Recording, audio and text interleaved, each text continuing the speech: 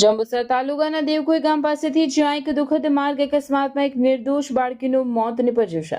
મળતી માહિતી મુજબ એક કોન્ક્રીટ મિક્સર મશીન અચાનક નિયંત્રણ ગુમાવતા પલટી મારી ગયું હતું. આ દરમિયાન રસ્તા પર પસાર થતા અન્ય વાહનોને પણ તેની ચપેટમાં લીધા હતા.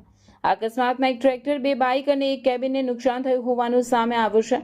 સૌથી દુઃખદ બાબત એ છે કે આ ઘટનામાં હેતલબેન છત્રાભાઈ નામની માત્ર 11 વર્ષની બાળકીનું મોત થયું છે, જ્યારે 2 લોકો ગંભીર રીતે ઇજાગ્રસ્ત થયા છે. અકસ્માત બાદ મિક્સર મશીનનો ડ્રાઈવર સ્થળ પરથી ફરાર થઈ ગયો હોવાની માહિતી મળી રહી છે. ઘટનાની જાણ થતાં જંબુસર પોલીસ તાત્કાલિક ઘટના સ્થળે પહોંચી હતી અને મૃતદેહને પોસ્ટમોર્ટમ માટે જંબુસર સબ ડિસ્ટ્રિક્ટ હોસ્પિટલ ખાતે ખસેડવામાં આવ્યો છે. હાલ પોલીસ દ્વારા સમગ્ર મામલે વધુ તપાસ હાથ ધરવામાં આવી છે.